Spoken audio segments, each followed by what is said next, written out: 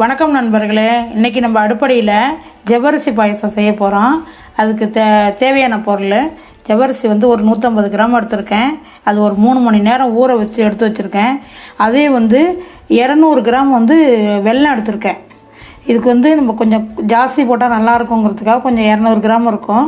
இது தேங்காய் பால், ஒரு தேங்காயை வந்து 2 பால் எடுத்து வச்சுருக்கேன். இது வந்து முந்திரி, திராட்சை, ஏலக்காய். இதை வந்து வறுத்து நெய்யில் கடைசியில் ஆட் பண்ணிக்குவோம்.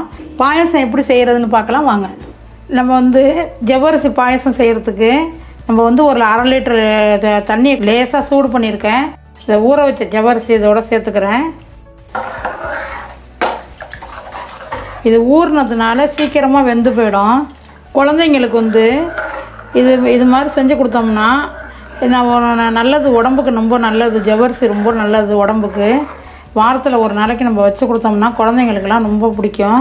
இந்த ஜவ்வரிசி பாயசம் வந்து தனியாக வச்சாக்கா வெல்லத்தோடு சேர்த்துருந்தாக்கா ரொம்ப நல்லாயிருக்கும். ஜவ்வரிசி பாயசம் செய்கிறது ஈஸி தான். இது ஒரு செலவெல்லாம் ஒன்றும் கிடையாது. ரொம்ப சிம்பிளான ஒரு ஐட்டம் தான் இதெல்லாம்.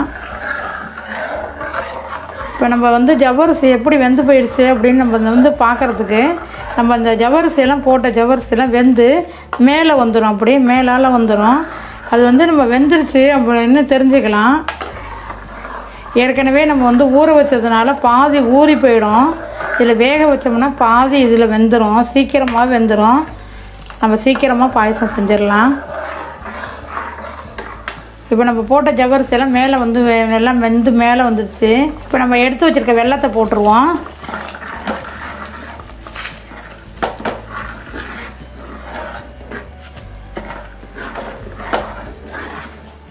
நம்ம ஜவ்வரிசியை ஊற வச்சுக்கிட்டோம்னா ஒரு 15-20 நிமிஷத்தில் நம்ம வந்து பாயசம் பண்ணிடலாம். இதை எடுத்து பார்த்தோம்னா வெள்ளையாக தெரியாது. இது பார்த்திங்களா எப்படி வெந்துருச்சுன்னு, கிளாஸ் மாதிரி வெந்துடணும்.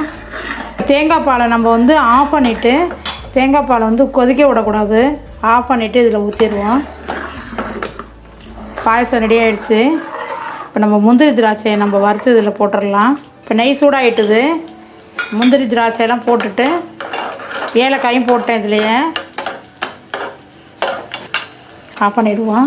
இந்த பாயசத்தோட முந்திரி திராட்சையை சேர்த்துருவோம். ஒரு கலக்கிட்டு ஜவ்வரிசி பாயசம் ரெடி ஆகிடுச்சு. தேங்காய் பால் ஊற்றி வெல்லம் சேர்த்தா தான் இந்த பாயசம் நல்லாயிருக்கும். இதனால் நீங்கள் வந்து வெல்லம் சேர்த்து பண்ணி பாருங்கள், சூப்பராக இருக்கும். ரெடி ஆகிடுச்சு பாயசம். நம்ம வீடியோ பிடிச்சிருந்துன்னா லைக் பண்ணுங்கள், ஷேர் பண்ணுங்கள், கமெண்ட் பண்ணுங்கள். மேலும் வீடியோவுக்கு அம்மாவின் அடுப்படி சேனலை சப்ஸ்கிரைப் பண்ணுங்கள்.